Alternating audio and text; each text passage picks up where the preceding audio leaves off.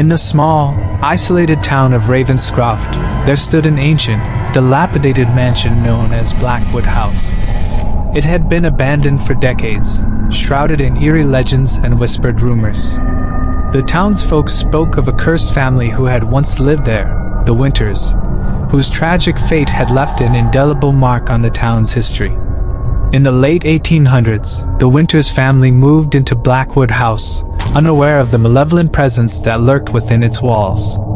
Henry and Eliza Winters, along with their two children, Thomas and Clara, were eager to start anew after Henry inherited the estate from a distant relative. The house, grand and imposing, seemed like a perfect place for their prosperous future. From the moment they set foot in the mansion, a sense of unease settled over the family. The air was thick with an oppressive heaviness, and the shadows seemed to move of their own accord. Strange noises echoed through the halls at night, whispers, footsteps, and the faint sound of a child crying. Eliza, sensitive to the supernatural, felt an immediate connection to the house, though she couldn't shake the feeling that something was terribly wrong. As days turned into weeks, the atmosphere grew increasingly sinister. The children, Thomas and Clara, began to experience terrifying visions. Clara spoke of a pale woman with hollow eyes who visited her at night, whispering secrets of the house's dark past. Thomas, normally a spirited boy, became withdrawn and sullen, claiming that a shadowy figure followed him everywhere he went. Henry, a pragmatic man, dismissed their fears as childish imagination. However, Eliza's concern deepened when she started seeing apparitions herself. One night, she awoke to find a figure standing at the foot of her bed, a gaunt, spectral man with eyes full of sorrow and malice. He vanished when she screamed, but the encounter left her shaken to her core. Determined to uncover the truth, Eliza delved into the history of Blackwood House. She discovered that the mansion had once belonged to a man named Jonathan Blackwood, a reclusive alchemist who dabbled in dark arts. Legends spoke of his attempts to summon otherworldly entities, and it was said that he had succeeded in binding a powerful demon to the house. Jonathan had disappeared under mysterious circumstances, leaving behind a legacy of fear and tragedy. As Eliza shared her findings with Henry, he finally began to take their situation seriously.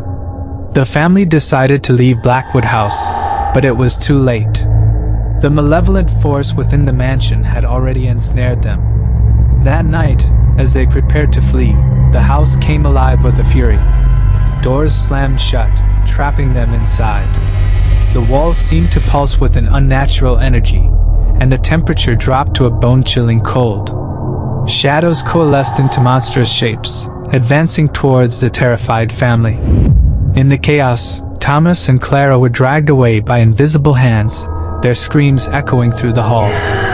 Desperate to save her children, Eliza fought against the spectral entities, her maternal instinct giving her strength. Henry, wielding an iron poker, tried to fend off the encroaching darkness. But the house was relentless. In a final, horrific act, the demon itself manifested, a towering, grotesque figure wreathed in flames and shadows. Its eyes burned with an otherworldly fire as it reached for Eliza.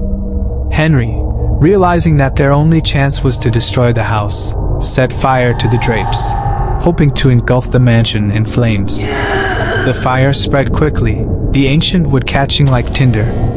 As the inferno raged, the demon howled in fury, its form flickering and distorting.